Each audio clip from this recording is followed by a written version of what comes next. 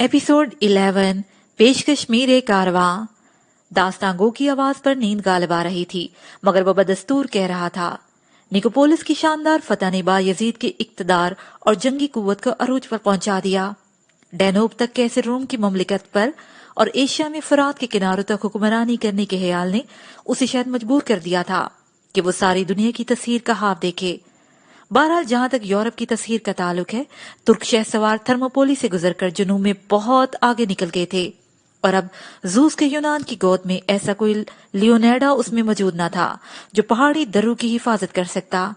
बायजीद ने बराए नाम मुजाहमत को कुचलकर अपने इक्तदार का हल्का यूरोप के इंतहाई अजीम कोहस्तानी सिलसिले पहलो यूनानिस तक फैला दिया था। एथेंस के मायानाज तारीही रेक्रोपोलिस पर हलाली परचम लहराने लगा था और कैसरे रोम बायजीद का एक वफादार बाजगुजार बन चुका था। और अब उसने कुस्तुनतुनिया पर नजरें जमा दी। वो दरअसल कुस्तुनतुनिया जैसे फौजी अहमियत रखने वाले मसीही मरकज को दुश्मनों के कब्जे में न देख सकता था। इसलिए उसने कैसर से बराह रास्त की मुतालबा करना शुरू कर दिया कि कुस्तुनतीन आजम का आबाद किया हुआ ये शहर अब उसके हवाले कर दिया जाए। मगर अब इंद्रोनिकस की जगह मैनुअल कैसर था। उसे तुर्कों की कुर्बत का मौका न मिला था। उसने यूरोप में ऐसे इत्तेहादी ढूंढने की कोशिश की जो उसे तुर्कों के खिलाफ इमदाद दे सके, मगर बेसूद। सारा यूरोप तुर्क शहसवारों के घोड़ों की टाप से लरज रहा था।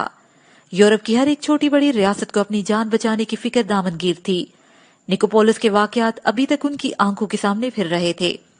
मैनुअल अहलाकी तौर पर इस कदर गिर गया था कि अपना इक्तदार बचाने के लिए उसने अपने असली हरीफ पापाए रोम के सामने भी इमदाद का हाथ फैलाया, मगर उसे वहां से भी कोई इमदाद न मिली। तुर्कों ने मजबूर होकर कुस्तुनतुनिया को मुहासरे में ले लिया। कुस्तुनतुनिया पर लहराते हुए रोमी परचम ने शुरू ही से उस्मानियों के लिए एक ऐसे नासूर की हैसियत इख्तियार कर ली थी जो हमेशा रिश्ता ही रहा। दो समुद्रों और दो बर्रे आजम के दरमियान इस कदीम और मजबूत तरीन शहर पर कब्जा करना उस्मानी सलातीन की ऐसी दीरिना और अजीज तरीन हसरत थी जिसे पूरा करने की मकदूर से ज्यादा कोशिश की गई। अब जबकि ये साफ नजर आ रहा था कि बायजीद की ये मरूसी ख्वाहिश पूरी होने वाली है, जब उसका फरमान यूरोप में बाज़नतीनी सल्तनत के बहुत बड़े हिस्से और करीब करीब सारे एशिया में बगैर किसी तामुल के तस्लीम किया जाता था, और जब सारा यूरोप उसके सामने लरज रहा था कि अचानक तारीख़ आलम की दहलीज पर एक बिल्कुल नई शख्सियत फातेह आलम की हैसियत से नमूदार हुई। ये तैमूर था। वो एशिया के दूसरे आलम सरदारों की तरह पहले तो एक मामूली सरदार था, लेकिन चंगेज की मौत के बाद जब उसकी अजीम सल्तनत का शिराजा बिखर गया तो उसको फातेह जहां ने अपने मजबूत पंजों में थामा हुआ था। उस वक्त उसने अपनी गिरदोपेश पर निगाह डाली और आहिस्ता आहिस्ता अपनी गिरफ्त मजबूत करता चला गया।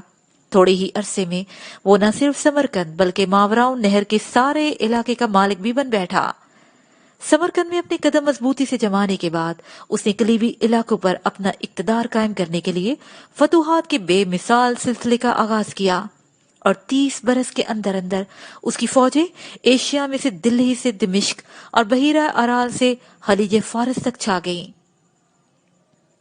और उसने यही तक ही बस नहीं की, बल्कि अपने सफाक ततारी शहसवारों का रुख मुसलमानों की डगमगाती हुई मरकजी सल्तनत की तरफ भी मोड़ दिया। उसे वहां रोकने वाला भला कौन था? ईरान और शेजा शाम के तमाम शहजादे एक एक करके उसके सामने झुक गए और अब उसका परचम दरियाए नील के किनारों तक लहराने लगा था। अब ये अजीब इत्तफाक था कि उसी बर्रे आजम एशिया में दो सल्तनतें बैक वक्त तरक्की कर रही थी। ये तैमूरी और उस्मानी सल्तनतें थी जो हम असर भी थी और तूफान की तरह बढ़ती हुई अपनी राह में आने वाली छोटी छोटी रियासतों को भी तिंकू की तरह बहाए लिए जा रही थी। और इन बदनसीब रियासतों के हुक्मरान मफ्तूहा इलाकों के सरबराह दोनों में से किसी एक को मदद के लिए आ पुकारते थे। बायजीद ने इराक के चंद ऐसे शहजादों को पनाह दे रखी थी जिनके इलाके उस वक्त तैमूर के कब्जे में थे, और इसी तरह तैमूर ने उन छोटे छोटे हुक्मरानों के सर पर हाथ रखा था जिन्हें एशिया में बायजीद के हाथों हजीमत उठानी पड़ी थी। ان پناہ گزینوں نے اپنی اپنی اغراض کی تکمیل کے لیے دونوں سلطانوں کو ایک دوسرے کے خلاف بھڑکانے کی مہم شروع کر دی، جس کا نتیجہ یہ ہوا کہ رسمی سفارتی نام اور پیام کے بعد، جس نے ان تعلقات میں اور زیادہ بدمزگی اور کشیدگی پیدا کر دی تھی، تیمور نے سیواس کی طرف پیش قدمی کی۔ سیواس کا جنگی اہمیت رکھنے والا قدیم شہر حال ہی میں ایشیائے کوچک کے اور بہت سے شہروں کے ساتھ عثمانی اقتدار میں آیا تھا۔ تیمور نے شدید محاصرے کے بعد اسے فتح کر لیا اور ترک سپاہ کو تحت تیگ کر دیا، جس میں بایزید کا لڑکا ارطغرل ثانی بھی شامل تھا۔ جب بایزید کو سیواس کے سقوط اور اپنے بیٹے ارطغرل کی موت کی اطلاع ملی، اس وقت قسطنطنیہ کا محاصرہ اپنی آخری منزل پر پہنچ چکا تھا۔ اگر تیمور عثمانیوں کے ساتھ ایسے اہم اور نازک وقت میں نہ الجھتا تو آج یورپ کی تاریخ واقعی کچھ اور ہوتی۔ بایزید کی دلی حسرت پوری ہونے کے قریب ہی تھی، مگر یہ شاید اس کی قسمت میں نہ لکھا تھا کہ وہ قسطنطنیہ فتح کرتا۔ چنانچہ اس کے پاس جس قدر سپاہ باقی بچ گئی تھی، اس کے ساتھ فوراً ایشیا کی طرف روانہ ہوا۔ یہ وہ سپاہ تھی جو ایک مدت سے سربیا، ہنگری اور فرانس کے جانبازوں کو کوسوفو اور نکوپولس کے میدانوں میں بار بار شکست دے چکی تھی۔ جب وہ ایشیا میں داخل ہوا، اس وقت تیمور اپنے لشکر سمیت کہیں اور جا چکا تھا۔ اگلے سال دونوں فوجیں ایک دوسرے کے سامنے صف آرا ہوئیں۔ اس نے ایک ہی سال کے مختصر سے عرصے میں بایزید اپنے جانثاروں کے اعتماد اور وفاداری سے محروم ہو چکا تھا۔ تیمور اپنے پیچھے جس قدر جاسوس چھوڑ گیا تھا، وہ سارا سال جان فشانی سے کام کرتے رہے تھے۔ انہوں نے عثمانی سپاہیوں کے دل سے بے وفائی کی بیج بو دیے تھے، اور جب تک ترک سپاہ کو یہ معلوم ہوا کہ تیمور اپنے سپاہیوں پر جان چھڑکتا ہے، وہ انہیں انعام و اکرام دینے میں فراخ دلی کرتا ہے، تو عثمانی سپاہ تیمور سے ایک غائبانہ عقیدت سی رکھنے لگی۔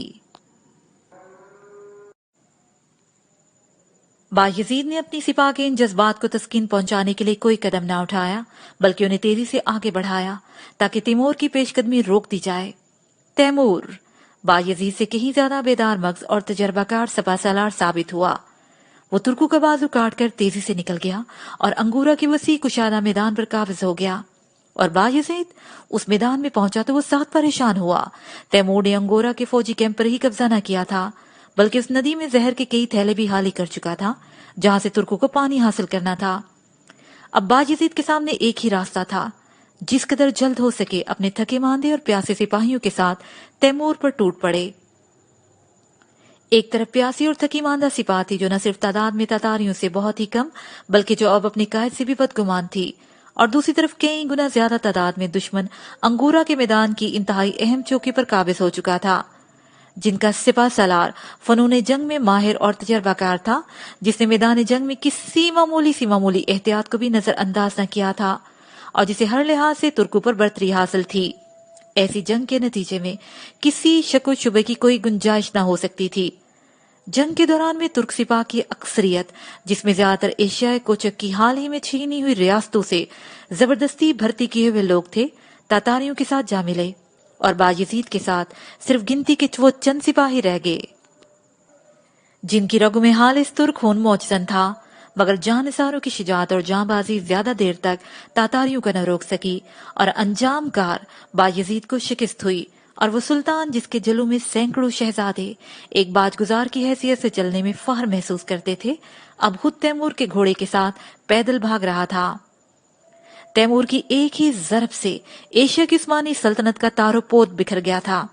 وہ عثمانی پرچم جو 150 برس تک یورپ اور ایشیا میں سربلند تھا، اب ایشیا کے فاتحہ کے سامنے سرنگو ہو چکا تھا، اور ایشیا اور یورپ پر فرما روائی کرنے والے اب تیمور کے پابہ زنجیر غلام بن گئے تھے۔ داستان گو نہ خاموشی کے ساتھ اہل محفل کی طرف دیکھ رہا تھا۔ اس کے غمزدہ چہرے سے معلوم ہوتا تھا کہ وہ سلطنت عثمانیہ کی تباہی پر ماتم کر رہا ہے۔ لوگ انتظار کر رہے تھے کہ شاید وہ بایزید کے بعد کچھ اور بھی کہے گا، مگر وہ محض تھیوڈورا کی طرف دیکھ رہا تھا جو نظریں جھکائے خیالوں کی دنیا میں بری طرح گم تھی۔ تھوڑی دیر کے بعد اس نے اپنے آپ کو سنبھالا اور دبی دبی زبان میں کہنے لگی، اور پھر داستان گو مسکرانے لگا۔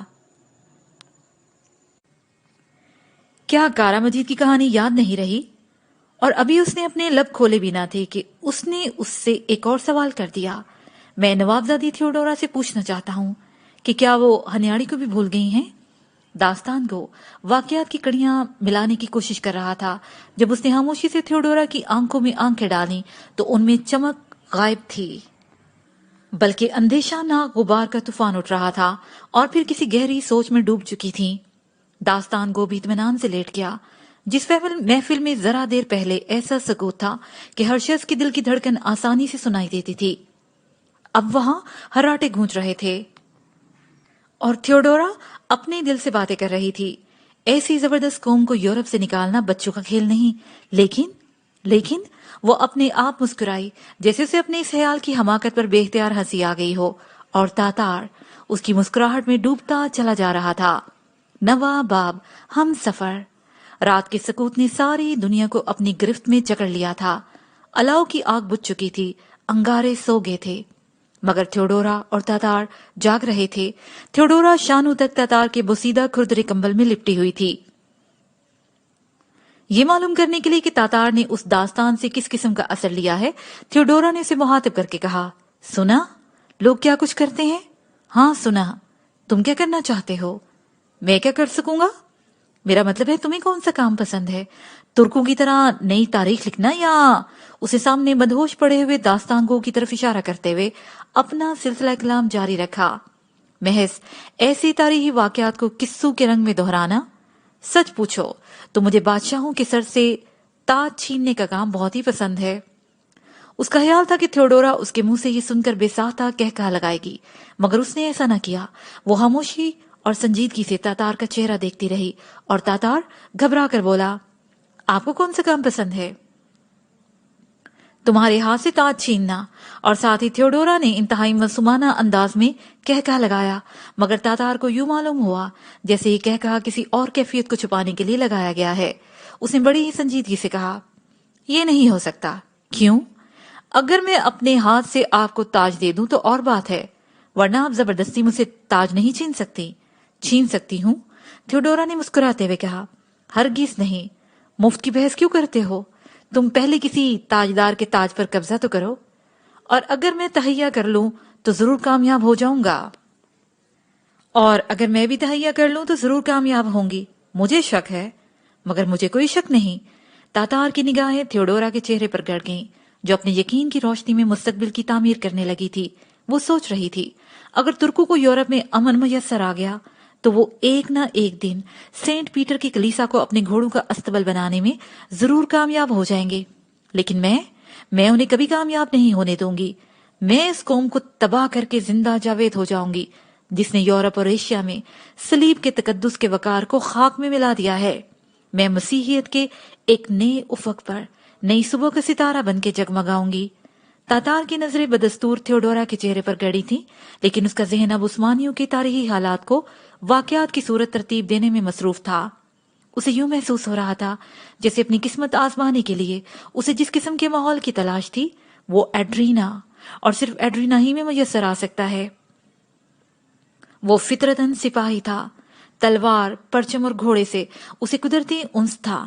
اندیکھے راستوں پر، انجانے راہوں کی طرف بے باکانہ پیش قدمی، توانا اور تجربہ کار دشمنوں کے ساتھ جنگ آزمائی اور بڑے سے بڑے حریف کو زندہ گرفتار کرنا اس کی زندگی کے محبوب مشغلے تھے۔ لیکن اب تک وہ صرف خواب ہی دیکھتا رہا تھا، نہ اسے گھوڑا میسر آیا، نہ پرچم۔ ایک پرانی تلوار اس کے ورثے میں آئی تھی، جسے وہ کبھی کبھار سڑے ہوئے چمڑے کے نیام سے نکال کر دیکھتا، پتھروں پر تیز کرتا، اور جوزفیا کے میدان میں آپ اگنے والی جھاڑیوں کی شاہیں قلم کرنے کے بعد انتہائی حسرت کے ساتھ پھر نیام میں ڈال لیتا۔ ایک گمنام اور دور افتادہ مسیحی خانقاہ کا معمولی چوکیدار اس کے سوا اور کر بھی کیا سکتا تھا؟ کاش وہ کسی ترک سلطان کا محافظ ہوتا، وہ کسی نامور فاتح کی فوج کا سپاہی ہوتا۔ ایک ہاتھ میں علم، دوسرے میں تلوار، سینکڑوں میلوں میں پھیلی ہوئی منزلیں، قدم قدم پر دریا، سمندر اور ناقابل عبور دشوار گزار پہاڑی سلسلے، موت اور زندگی کی آنکھ مچولی، اور وہ خیالات کے بیکرا سمندر میں غوطے کھا رہا تھا۔ وہ دونوں ہی اپنی اپنی جگہ خواب و خیال میں انجانے جزیروں میں گھوم رہے تھے، اور ان کی اس خاموشی سے ایک عجیب ماحول وجود پا رہا تھا، شک اور بدگمانی کا ماحول۔ یوں معلوم ہوتا تھا جیسے یہ دونوں ایک دوسرے کے حریف تاجدار ہوں، دونوں کنکھیوں سے ایک دوسرے کو دیکھ رہے تھے، ایک عجیب کشیدگی تھی جو دونوں کے درمیان دیوار کی طرح حائل ہو گئی تھی۔ تاتار سوچنے لگا، ناقابل عمل خیالات کا شکار ہو کر مسرت کے ان لمحات کو تلخ بنانے سے کیا فائدہ جو تھیوڈورا کی موجودگی سے میسر آئے تھے؟ اور تھیوڈورا، وہ بھی یہی سوچنے لگی کہ جوزفیا کے ایک پرکشش نوجوان چوکیدار سے اس بحث کا کیا نتیجہ ہوگا۔ دونوں نے ایک دوسرے کو دیکھا اور بیک وقت مسکرا دیے۔ وہ دونوں ایک دوسرے کو اچھی طرح سمجھ سکتے تھے۔ پچھلی رات کے سکوت میں اچانک یوں معلوم ہوا جیسے کئی گھڑ سوار تیزی سے خانقاہ کی طرف آ رہے ہوں۔ تاتار اور تھیوڈورا دونوں کے کان کھڑے ہوئے، آواز لمحہ بلمحہ قریب ہوتی جا رہی تھی۔ یہ کون ہوں گے؟ رات کے وقت قافلے تو ان شاہراہوں پر سفر نہیں کرتے، اور پھر قافلے والوں کو اس قدر سرپٹ گھوڑے دوڑانے کی کیا ضرورت ہے؟ وہ لوگ تو تیز چل ہی نہیں سکتے۔ ڈاکو ہوں گے، ڈاکو ہوں گے۔ تھیوڈورا نے درخت کے تنے کے ساتھ لگ کر کمبل میں چھپتے ہوئے کہا، آج تک تو ایسا اتفاق کبھی نہیں ہوا۔ خانقاہ میں ڈاکوں کا کیا کام؟ سوار جوزفیا کے صدر دروازے پر رکے۔ بہت بڑے چوبی دروازے پر بیک وقت کئی ہاتھ دستک دینے لگے۔ دستک کے انداز ہی سے بےتابی اور گھبراہٹ ظاہر تھی۔ تھوڑی دیر بعد دروازہ کھلا اور سوار اندر داخل ہوئے۔ مختلف کمروں کے دروازے بےتابی کے ساتھ کھلے، کھڑکیاں اور الماریاں کھولی گئیں، پھر سراہیاں اور جام ٹکرانے لگے، اور اس کے بعد پتھریلے فرش پر بلوری برتنوں کے زور زور سے گرنے اور چور چور ہونے کی آوازیں آنے لگیں۔ تاتار اور تھیوڈورا ابھی تک خاموش لیٹے تھے۔ اب خانقاہ کے اندر اونچی اونچی غضبناک آوازیں گونجنے لگیں۔ بیک وقت کئی آدمی بول رہے تھے، اس لیے کوئی بات سمجھ میں نہ آ سکی، البتہ یہ صاف ظاہر تھا کہ آنے والے کسی شے کی تلاش میں آئے تھے جو نہ تو انہیں مل رہی تھی، نہ ہی خانقاہ کو کوئی آدمی اس کے متعلق کچھ بتانے کو تیار ہے۔ تاتار نے اٹھتے ہوئے کہا، آپ یہی رہیں اور مجھے اجازت دے کہ اندر جا کر آنے والوں کی نیت معلوم کروں۔ مگر تمہیں کون اندر جانے دے گا؟ آپ کا خیال درست ہے، مجھے صرف خانقاہ کی بیرونی حفاظت سے واسطہ ہے اور میں آج تک اندر نہیں گیا، مگر حالات کی نزاکت کا تقاضا اب یہ ہے کہ اگر مجھ سے ہو سکے تو کچھ کر گزروں۔ نہیں نہیں، ٹھہرو، تھیوڈورا نے تیزی سے کمبل ہٹاتے ہوئے کہا، تم اپنے آپ کو خطرے میں کیوں ڈالتے ہو؟ تاتار رک گیا۔ اسے تھیوڈورا کے چہرے پر نظریں جما دی۔ پچھلی رات کی کمزور چاند کی کرنیں بادام کے پتوں سے چھن چھن کر تھیوڈورا کے چہرے پر کچھ اس طرح پڑ رہی تھی کہ اس کے خدوحال کے بعض حصے روشن اور بعض دھندلے دکھائی دے رہے تھے۔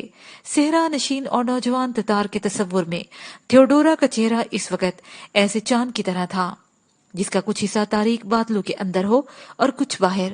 اسے زندگی میں پہلی بار محبت کرنے والے کسی دوشیزہ کے احساسات کو بالکل ہی صاف اور واضح شکل میں دیکھا۔ خود اس کے اپنے احساسات محبت کے سمندر میں ہچکولے کھانے لگے۔ وہ مسکرایا۔ اس نے تھیوڈورا کو اپنی جگہ خاموش پڑے رہنے کا اشارہ کیا اور اپنی تلوار کی طرف لپکا جو بالکل قریب بوسیدہ چمڑے کے نیام میں بند زمین پر پڑی تھی۔ ابھی وہ اپنی تلوار کے قریب بھی نہ پہنچا تھا کہ خانقاہ کا عقبی دروازہ کھلا اور 6-7 نوجوان جنگی لباس اور وزنی فولادی ہتھیاروں سے مسلح میدان میں داخل ہو گئے۔ اسے تیزی سے چاروں طرف دیکھنا شروع کیا۔ تھیوڈورا کسی بے نام اندیشے کی وجہ سے کمبل میں چھپ گئی تھی۔ سپاہی تیزی سے الاؤ کے ارد گرد سوداگروں کے سرہانے آگے، ایک ایک کو بال سے پکڑ کر اوپر اٹھایا، ان کے چہرے دیکھے اور پھر انہیں بڑی نفرت اور غصے کے ساتھ دوبارہ زمین پر پٹخ دیا۔ تاتار یہ سب کچھ بڑی خاموشی سے دیکھتا رہا۔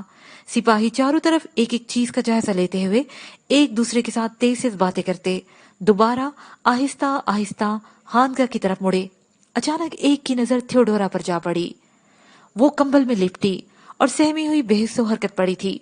وہ اس کے قریب آیا، جھٹکے کے ساتھ کمبل کھینچا اور تھیوڈورا کا چہرہ چاند کی طرح دمکنے لگا۔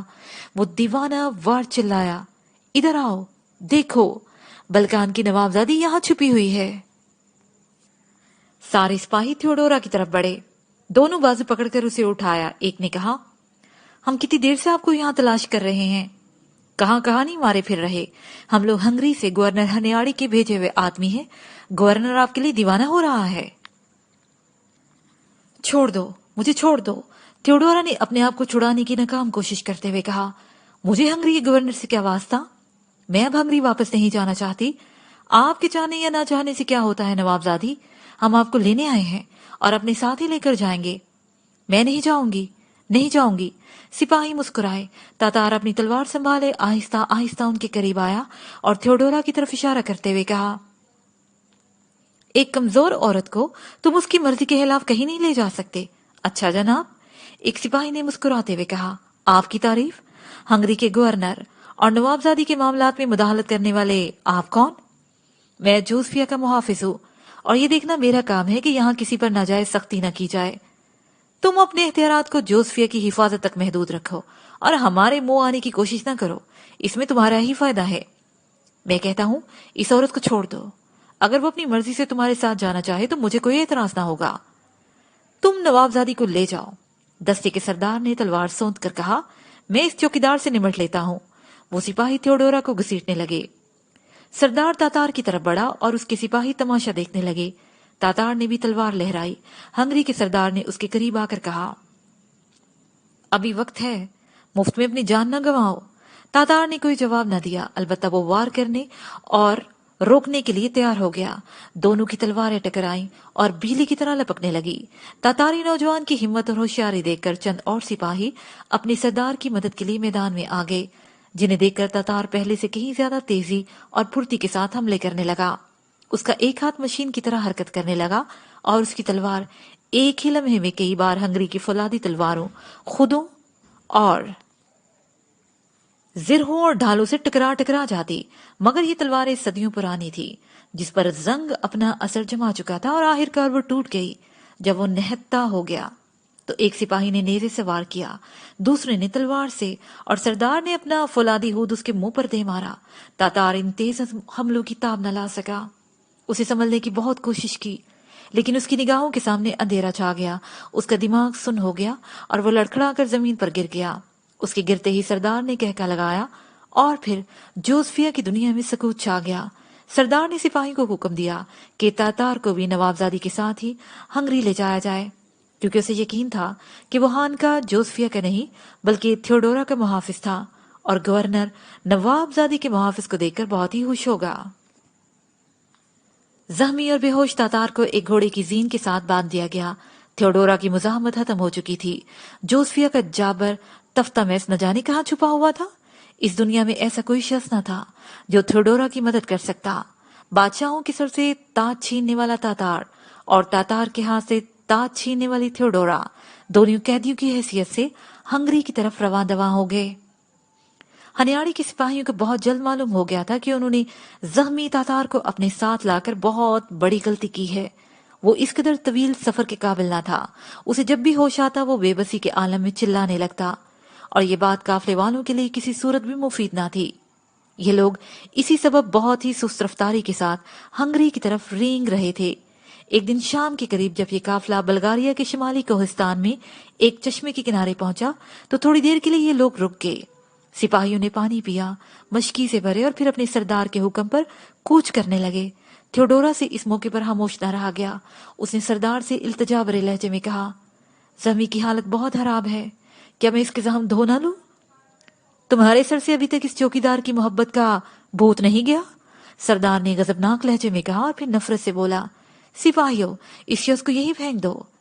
یہاں پہاڑی کا دامن سرسبز ہے، چشمہ ہے، پھلدار درخت ہے، اور پھر موسم بھی بہت اچھا ہے۔ بے فکری سے پڑا نوابزادی کی ناکام محبت کے خواب دیکھتا رہے گا۔ سپاہی اپنے سردار کی بات سن کر خوش ہو گئے۔ انہوں نے تاتار کو کھولا اور وہیں چشمے کے کنارے پھینک کر آگے چلے گئے۔ تاتار کے زخم نہ تو مہلک تھے نہ تشویشناک۔ اگر اسے بے دردی کے ساتھ گھوڑے کی پیٹھ سے جکڑ نہ دیا گیا ہوتا تو شاید پہلے ہی دن اس کی حالت سنبھل گئی ہوتی۔ اسے سب سے زیادہ تکلیف اس سفر سے ہوئی تھی، جس کے دوران اس کے جسم کا کوئی بھی حصہ آزاد نہ تھا، اور یہی وجہ تھی کہ وہ شدت درد سے نڈھال تھا۔ جب اسے چشمے کے کنارے ٹھنڈی ٹھنڈی ریت پر پھینک دیا گیا تو تھوڑی دیر کے بعد اس کی حالت اپنے آپ سنبھلنے لگی۔ اس نے آنکھیں کھولی۔ شفق کی سرخیاں چشمے کی مختصر سی بلوری مینا میں جھانک رہی تھیں، اور چاروں طرف پھل اور پھولوں سے لدے ہوئے درخت عجیب بہار دکھا رہے تھے۔ اسے آگے بڑھ کر ایک درخت سے 2 سیب نوچ لیے، اطمینان سے انہیں کھایا، اور پھر چشمے کا ٹھنڈا میٹھا پانی پی کر کمر کو سیدھی کرنے لگا۔ جب وہ ذرا سا آسودہ ہوا تو اسے زخموں کی تکلیف محسوس ہونے لگی۔ پھر اس نے جیسے چونک کر اپنے ارد گرد دیکھا۔ اس وقت تک وہ یہی سمجھ رہا تھا کہ خانقاہ جوزفیا کی ندی کے کنارے بیٹھا ہے، مگر اب نہ جوزفیا کا مانوس میدان تھا، نہ خانقاہ، نہ تھیوڈورا تھی، اور نہ قافلہ۔ اوہ، ہنگری کے سپاہی! جنگ اسے رفتہ رفتہ سب کچھ یاد آ رہا تھا، مگر وہ لوگ گئے کہاں؟ تھیوڈورا کہاں ہے؟ اور خود وہ کہاں ہے؟ چاروں طرف پہاڑ، چشمہ، اور وہ تو اس جگہ سے بالکل نہ واقف تھا۔ تھکا ہوا تو تھا ہی، سوچتے سوچتے چشمے کے کنارے سو گیا۔ پو پھٹنے سے پہلے وہ پہاڑی شاہراہ پر گھوڑوں کے قدموں کی آواز سے بیدار ہو گیا۔ اب اس کی طبیعت پہلے سے بہتر تھی۔ وہ حیران تھا کہ یہ وہی لوگ ہیں جو اسے اور تھیوڈورا کو جوزفیا سے یہاں لائے ہیں، یا خانقاہ جوزفیا کے لوگ ہیں جو شاید تفتمس کے حکم پر تھیوڈورا کی تلاش میں آئے ہوں۔ وہ اٹھ بیٹھا اور تھوڑی دیر میں یونانی سواروں کا مسلح دستہ اس کے قریب آ گیا۔ ایک یونانی سپاہی سردار کے اشارے پر تاتار کے قریب آیا اور اس نے پوچھا، تم نے اس طرح بلکانی سواروں کا کوئی دستہ تو نہیں دیکھا؟ بلکانی سواروں کا؟ تاتار نے دماغ پر زور دیتے ہوئے کہا، جن کے ساتھ ایک بلکانی دوشیزہ بھی تھی؟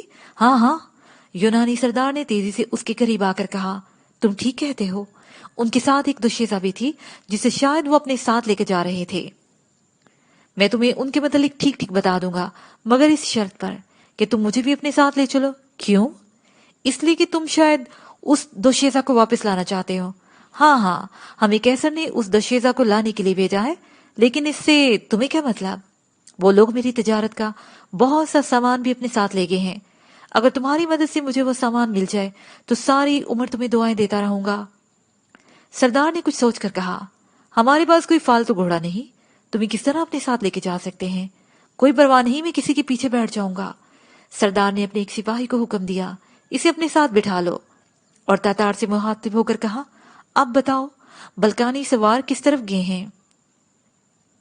تاتار نے جواب دیا، آپ میرے پیچھے آئیں، اور اس نے اپنے ساتھی سوار سے ایک طرف مڑنے کا اشارہ کیا۔ اب یہ لوگ تھوڑی ہی دور گئے تھے کہ ان کے سردار نے تاتار کی مشکل کو سمجھتے ہوئے اپنے سپاہی کو ایک دوسرے سوار کے ساتھ بیٹھنے کا حکم دیا۔ اب تاتار آزادی کے ساتھ اپنے گھوڑے کو وادی کے نشیب اور فراز میں بگانے لگا۔ پچھلے پہر کے قریب اسے بلکانی دستہ نظر آ گیا جو ذرا ہی فاصلے پر اپنی منزل کی طرف چلا ہی جا رہا تھا۔ وہ ایک اونچی چٹان پر چڑھ گیا جہاں سے اس نے سارے کوہستان کا جائزہ لیا۔ وہ یہ دیکھنا چاہتا تھا کہ اب کسی مقررہ جگہ پر بلکانیوں سے پہلے پہنچ جانے کے لیے کون سا راستہ اختیار کیا جائے، اور یہ اس کی خوش قسمتی تھی کہ اسے قریب ہی ایک ایسی وادی مل گئی جو دونوں پہاڑوں کے درمیان اس جگہ ختم ہوتی تھی جس کی طرف بلکانی بھاگے چلے جا رہے تھے۔ درے سے باہر نکلتے ہی وہ ایک چٹان کے پاس رک گیا اور یونانی سردار سے بولا، یہی رک جائیے، بلکانی دستہ تھوڑی ہی دیر میں یہاں پہنچنے والا ہے، لیکن مجھے چھپ جانے کی اجازت دیجیے، کیونکہ میں سپاہی نہیں بلکہ ایک سوداگر ہوں۔ اگر میری قسمت میں میرا مال لکھا ہے تو آپ ضرور بلکانیوں پر فتح پائیں گے اور میں اپنا مال حاصل کر لوں گا، ورنہ جو آپ کی قسمت وہی میری۔ یونانی ایک چٹان کی آڑ لے کر بلکانیوں کا بے صبری سے انتظار کرنے لگے۔ تاتار ایک بہت بڑے پتھر کے ساتھ ٹیک لگا کر لیٹ گیا۔ تھوڑی ہی دیر میں بلکانی سواروں کی آوازیں آنے لگی، یونانی تلواریں اور نیزے سوتنے لگے، اور جب بلکانی دستہ موڑ مڑ کر ان کے قریب آیا تو وہ چٹان کی اوٹ سے نکل کر ان پر پل پڑے۔ دونوں دستوں میں بھرپور جنگ شروع ہو گئی۔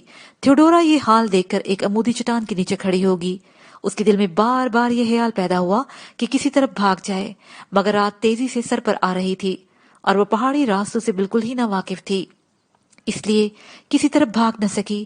حالانکہ وہ یہ بھی دیکھ رہی تھی کہ اس وقت جان پہچان کے لیے جو موقع ہاتھ آ چکا ہے شاید پھر کبھی نہ آئے۔ دونوں دستے دیوانے سانڈو کی طرح ایک دوسرے سے لڑ رہے تھے اور کسی کو تھیوڈورا کا خیال تک نہ رہا تھا۔ متحارب دستے لڑتے لڑتے تھیوڈورا سے بہت دور نکل گئے تھے اور وہ اپنے خیالات میں کھوئی ہوئی تھی۔ اچانک اسے یوں معلوم ہوا جسے چٹان کے اوپر سے کوئی کنکر نیچے گرا ہو۔ اسے اوپر دیکھا، کوئی شخص پتھر کی اوٹ میں بیٹھا تھا۔ پہلے تو وہ ڈر گئی کہ ایسا نہ ہو کہ وہ بلکانی اور یونانی دونوں قوموں کے سپاہیوں کے ہاتھ سے نکل جانے پر کسی ایسے انسان کے قبضے میں آ جائے جو اسے ایڈرینا سے بہت دور لے جائے۔ مگر چند ہی لمحوں بعد وہ محسوس کرنے لگی کہ اسے پتھر کی آڑ میں جو آنکھیں روشن نظر آ رہی ہیں وہ اس کی دھیکی والی آنکھیں ہیں۔ وہ پیچھے ہٹی اور لڑنے والے دونوں دستوں سے اور دور ہو گئی۔ تاتار اب تیزی سے نیچے اترا اور تھیوڈورا اپنا گھوڑا اس کے قریب لے آئی۔ دونوں مسکرائے۔ تاتار تھیوڈورا کے ساتھ گھوڑے پر سوار ہو گیا۔ اس نے تھیوڈورا کے ہاتھ سے لگامیں لے لی اور چٹانوں کے پیچھے نظروں سے اوجھل ہو گیا۔ تاتار تھیوڈورا کو اپنے پیچھے بٹھائے اس راستے پر تیزی سے چلا جا رہا تھا جہاں سے تھیوڈورا کل رات گزر چکی تھی، لیکن ایک ہی رات کے عرصے میں ان راستوں بلکہ سارے پہاڑی سلسلے میں کیسا عظیم انقلاب برپا ہو گیا تھا۔ کل رات وہ ہنگری کے ان مجاہدوں کے ساتھ ہنگری اپنے آبائی وطن کی طرف جا رہی تھی جو ہنیاڑی کی قیادت میں ترکوں کے خلاف کئی بار لڑ کر صلیبی مجاہدوں کے زمرے میں شامل ہو چکے تھے، جنہیں صرف چند ماہ پہلے ایک نظر دیکھ لینا ہی سعادت کا موجب تھا، لیکن تھیوڈورا کو اب ان سے خوف محسوس ہونے لگا تھا۔ لیکن آج اس کی قسمت ایک ایسے گمنام نوجوان کے ہاتھ میں آ گئی تھی جسے اس نے زندگی میں پہلی بار جوزفیا کی خانقاہ میں دیکھا تھا۔ تھیوڈورا کو اتنا بھی معلوم نہ تھا کہ اس کا نام کیا ہے، کہاں کا رہنے والا ہے اور کس عقیدے سے تعلق رکھتا ہے، اگر اس اجنبیت کے باوجود تاتار کی موجودگی سے اسے جو اطمینان اور خوشی محسوس ہو رہی تھی وہ آج تک اسے کہیں حاصل نہ ہوئی تھی۔ اسے ایک ایسا فرڈیننڈ مل گیا تھا جس کے دل اور دماغ پر وہ فرما روائی کر سکتی تھی، وہ اس کی فطرت، اس کی حقیقت سے آگاہ تھی۔ یہ تھیوڈورا کی خوش قسمتی تھی کہ اسے ایڈرینا پہنچانے اور ترکوں کی دارالحکومت میں دشمن سے محفوظ رکھنے کے لیے ایک ایسا شخص اس کے ساتھ جا رہا تھا جو ہنیاڑی کی طرح بہادر، جولین کی طرح مقدس، کیسر کی طرح ذیشان اور زرزویر کی طرح محترم اور پروکار تھا۔ مگر تھیوڈورا ہنیاڑی پر تو حکم نہ چلا سکتی تھی، مگر اسے یقین تھا کہ تاتار میں میرے حکم سے سرتابی کی ہمت نہیں۔ اسے یوں معلوم ہوا گویا وہ اپنے آپ کو دھوکہ دے رہی ہے۔ اگرچہ تاتار جوزفیا کی خانقاہ کا چوکیدار تھا، لیکن ایسا حسین نوجوان نہ تو اسے بلکان میں نظر آیا تھا نہ یونان میں۔ اس کی آنکھوں میں اس بلا کی کشش تھی جس کے اثر سے تھیوڈورا اپنے آپ کو محفوظ رکھنے کی کسی کوشش میں کامیاب نہ ہو سکی تھی۔ کیا واقعی اسے تاتار سے محبت ہو گئی تھی؟ تھیوڈورا کو، بلکانی ایزابیلا کو، ایک گمنام تاتاری سے محبت؟ اس کے ساتھ ہی یہ پارٹ اپنے اختتام کو پہنچا۔